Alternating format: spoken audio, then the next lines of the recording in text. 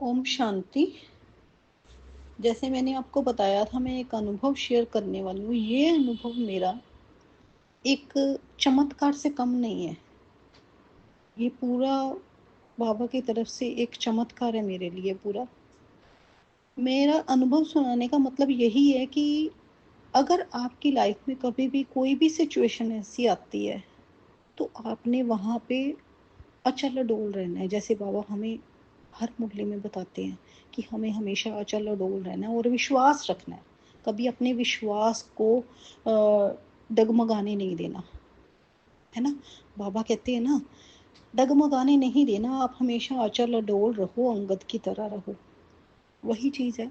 जैसे ये अनुभव है मेरा। इसमें क्या है कि अभी कुछ महीने पहले हमारा एक फैमिली फंक्शन था, और मैं, मेरे युगल, मेरा बेटा, हम अपनी फैमिली के साथ वहाँ पे फंक्शन में थे। फंक्शन में जैसे आप समझ सकते हैं कि थोड़ा एंजॉय हो रहा है, बाद में फंक्शन चल रहा है, तो एकदम से बिल्कुल डांस फ्लोर के ऊपर हैं मेरे युगल, मुझे साथ में ले गए। और एकदम से जैसे ही मेरे हाथ को छोड़ा और मुड़े, तो एकदम से नीचे गिरने को हो गए। घुटनों के बल नीचे गिरे और एकदम से गिर गए, सिर के बाहर नीचे गिर गए। तो सभी कहने लगे ये क्या हो गया, ये लगा शायद उनका पैर स्लिप हो गया, कुछ ऐसा। नहीं, वो तो अनकॉन्शियस हो गए सेम टाइम पे। उसी टाइम पे वो बिल्कुल अनकॉन्शियस हो गए। कोई कह रहा है पानी डाल लो, कुछ करो, लेकिन उनको कोई होश नहीं। उनका मुंह खोल लो, कुछ समझ नहीं आ रही हो क्या रहा है। एकदम से मेरे भाई के बेटे ने, उसने देखा, कहता नहीं इनकी सांसें रुक रही है। उसने फटाफट सीपीआर देना शुरू किया। इधर बेटा बोला लेके चलो लेके चलो, जल्दी बाहर उठाया, ऐसे ही उठाया, भागे बाहर कि नहीं।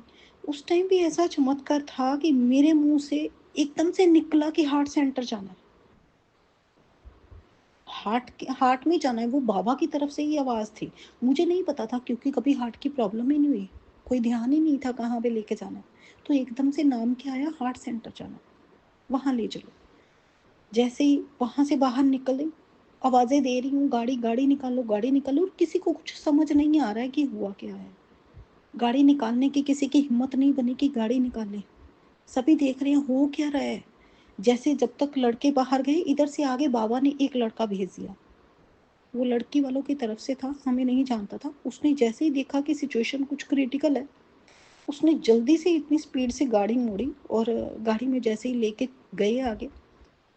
वो कहता थोड़े दिन पहले मेरी मम्मा के साथ भी ऐसे ही हुआ था, आप इनकी ना जो लिटिल फिंगर है उनको मुंह में डालो, उसको बाइट करते रहो, ताकि ये थोड़ा सा कॉन्शियस में रहे। इनको पेन होगी, ये थोड़ा सा कॉन्शियस में रहेंगे। क्योंकि थोड़े दिन पहले उसके साथ ये ऐसी सिचुएशन हो चुकी थी, तो उसको थोड़ा पता था। वो गाइड करता रहा, साथ साथ में वो गाइड करता रहा, साथ साथ में इधर जितना जिसको पता था वो अपनी तरफ से मुंह से ब्लो करते रहे। तो ऑक्सीजन कम हो रखी थी बॉडी में, तो जैसे बिल्कुल ही ऐसा था कि पता नहीं क्या बनता है। वहां पे पहुंचे, जब हॉस्पिटल पहुंचे, तो आप मानो, हॉस्पिटल जो 15 मिनट का रास्ता था, वो कितने के 6 से 7 मिनट में उस लड़के ने, जो बाबा ने ही भेजा था, तो उसने गाड़ी वहां पे पहुंचा दी इमरजेंसी के बाहर। जैसे ही इमरजेंसी में लेके गए, डॉक्टर्स भी देख रही हैं हुआ क्या है, किस सिचुएशन में है, बड़ी क्रिटिकल सिचुएशन है। वो कुछ नहीं बता रही, क्योंकि उनको भी खुद नहीं समझ आ रहा। उन्होंने जल्दी से साइन करवाए। साइन करवाए तो उन्होंने कुछ नहीं, ट्रीटमेंट और नहीं समझ आया, क्योंकि सांसें एकदम से रुकी पड़ी थी। तो उनको इलेक्ट्रिक शॉक देना पड़ा। एक शॉक दिया, नहीं पता चला। जैसे ही दूसरा दिया, तो एकदम से उछलकर, जैसे बॉडी एकदम से उछलती है, ऐसे उछलकर तो उनकी सांसें वापस आई। इतनी देर में कहाँ कैसे बाबा कहाँ लेके गए पता नहीं। बाहर हम बैठे हैं, हम वेट कर रहे हैं। अच्छा कोई बात नहीं, ठीक है बाबा, आपको पता है आपका बच्चा है, कैसे है उनकी लाइफ, कैसे है आगे, किस हिसाब से, बाबा सब आपको पता है, हमें नहीं पता। बाबा ने पता नहीं कब से पक्का करा रहे थे कि रोना नहीं है, रोना प्रूफ ही बनना है। बाबा तो थोड़े थोड़े दिन बाद मुरलियों में बताते रहते हैं, क्योंकि अभी सिचुएशन ऐसी आनी है, बाबा तो कहते रहते हैं। तो वही सेम सिचुएशन उसमें। ठीक है, एक बार तो फिर थोड़ी हल्की सी सांस चलने लगी, और डॉक्टर्स ने साइन करवा लिए थे, वेंटिलेटर पे लगा दिया। वेंटिलेटर लगा है, पता नहीं क्या बनेगा, सुबह तक क्या बनेगा, कल क्या बनेगा, कुछ नहीं पता। अभी ये क्षण का नहीं पता अगले क्षण में क्या होने वाला है। लेकिन ये रात के 1 डेढ़ बजे के बाद सुबह 6 बजे तक बिल्कुल कोई उनकी अपनी सांसें नहीं थी। 6 बजे के करीब उन्होंने आँख खोली तो पता चला थोड़ी सी हल्की सी हम इम्प्रूवमेंट कह सकते हैं। 6 बजे उनकी आँख थोड़ी सी खुली, चलो शुक्र है बाबा का कि थोड़ी सी आँख खुली है। चलो फिर डॉक्टर्स आगे इस संशय में थे कि उनको ब्रेन स्ट्रोक हुआ है, ब्रेन की प्रॉब्लम हुई है, हार्ट की हुई है, हम किस तरफ जाएं। तो जैसे उनको कॉन्शियस हुआ तो जैसे बातें करने लगे वो अपनी तरफ से कि मैं तो अभी फंक्शन पे था, मैं यहाँ पे कैसे पहुंचा, मेरे को क्या हुआ, बताओ तो सही। वो मुंह में वेंटिलेटर है लेकिन वो अपनी तरफ से इतने हो चुके हैं कि मैं मुझे हुआ क्या, कभी मेरे को ऐसा कुछ हुआ ही नहीं है, कभी एक इंजेक्शन तक नहीं लगा इतनी लाइफ में, अभी क्या हुआ मेरे को। मुंह में सब कुछ डला हुआ है, वेंटिलेटर लगा हुआ था इसलिए। तो उस हिसाब से लगा कि इनको ब्रेन की तो कोई प्रॉब्लम नहीं लग रही अभी फ़िलहाल, कुछ ऐसा नहीं लग रहा। तो डॉक्टर्स को बोला डॉक्टर साहब आप पहले हार्ट के लिए आप चलिए, हार्ट का देखिए आप, ब्रेन का फिर बाद में देखते हैं। जो सांसें नहीं चल रही तो आप अच्छे से नहीं चल रही, रिस्पॉन्ड नहीं कर रही बॉडी अभी, आप एक बार हार्ट की तरफ चलें। हार्ट के लिए जैसे जो पहले एक ट्रीटमेंट होता है एंजियोग्राफी वगैरह होती है, उसमें आया कि इनकी तीनों ही नाड़ियाँ ब्लॉक हैं, तीनों ब्लॉक है तो इनकी बाईपास सर्जरी होगी। तो हमारे पास ऐसी सिचुएशन में कोई भी एक्सक्यूज़ नहीं होता कि आप ये ट्रीटमेंट मत करें, ये कर लें। तो ठीक है, जहाँ से भी करवाना है कोई बात नहीं।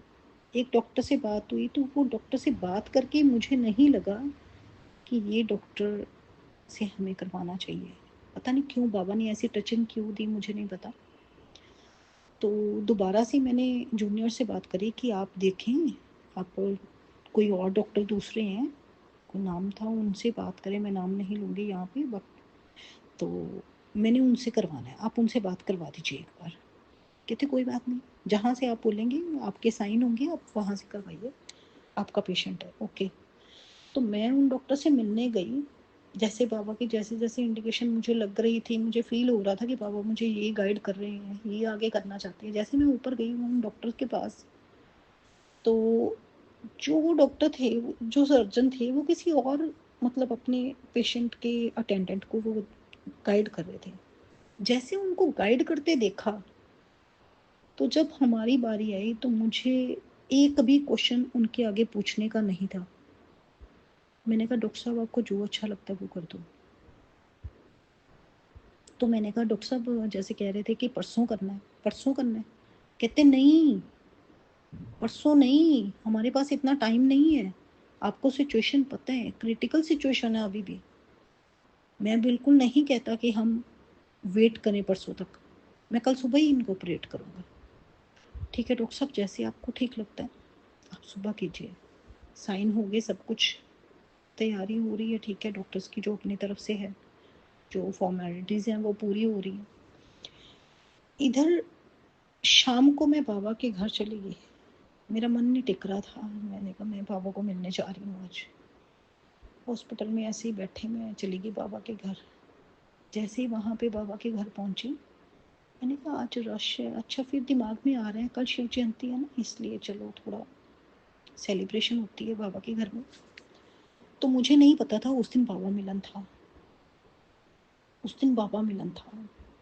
मैं जैसे ही मैंने गेट खोला और मैं अंदर गई, सामने बाप दादा मिलन और पूरी स्क्रीन पे बाबा बैठे हैं,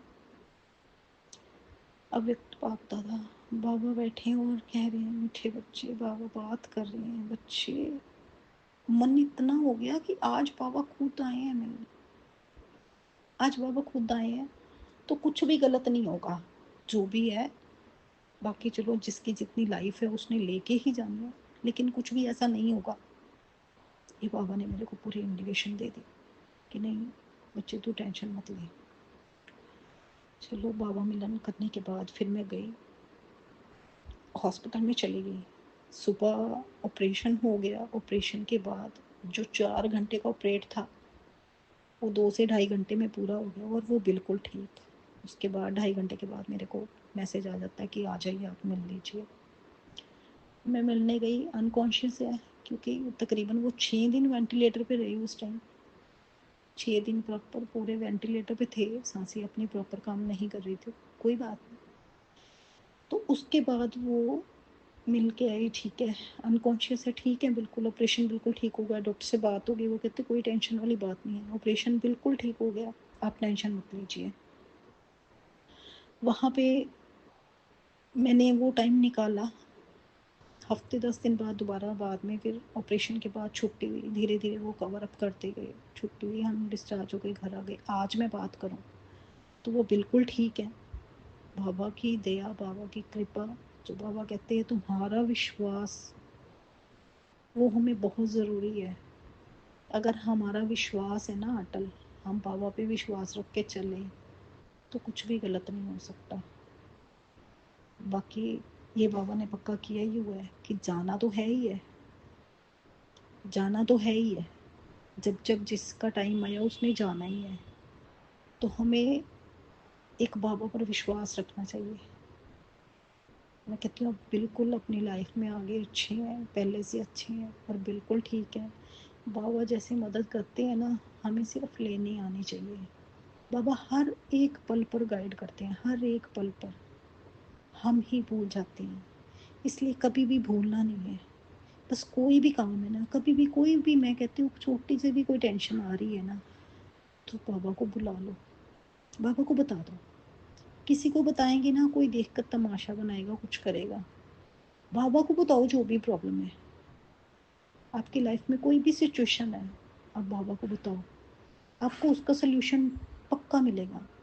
आगे से दिखेगा आपको सोल्यूशन उसका, सामने से आए, चाहे वो किसी फ़ोन के माध्यम से आए, चाहे किसी एक छोटे बच्चे के माध्यम से आए, आपको उसके इंडिकेशंस मिलेंगे कि आपके लिए ये जवाब है, बच्चे आप ये कर लो।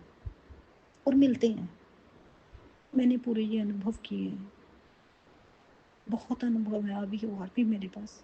मैं धीरे धीरे आगे शेयर करती जाऊंगी आपको। तो मेरा यही है कि आप भी अपनी लाइफ में बाबा का जो एक अहम रोल है उसको लेके आए। सबसे ऊपर बाबा है, कोई नहीं है, कोई नहीं साथ आने वाला, कोई नहीं साथ देने वाला। जो बाबा है बाबा ही है। उसको चाहे अपना साथी बना लें, अपना फ्रेंड बना लें, अपने बच्चे के रूप में बना लें, जिस रूप से आपने संबंध जोड़ना है उनके साथ, वो संबंध आप जोड़ें और उसको अनुभव कीजिए, उसको अनुभव कीजिए। बाबा तो कहते हैं जो भी अनुभव, जो भी रिश्ता तेरे को चाहिए वो मेरे साथ जोड़ ले। तो बाबा अनुभव कराते हैं। अच्छा, ओम शांति। शुक्रिया मेरे बाबा, शुक्रिया, शुक्रिया, शुक्रिया।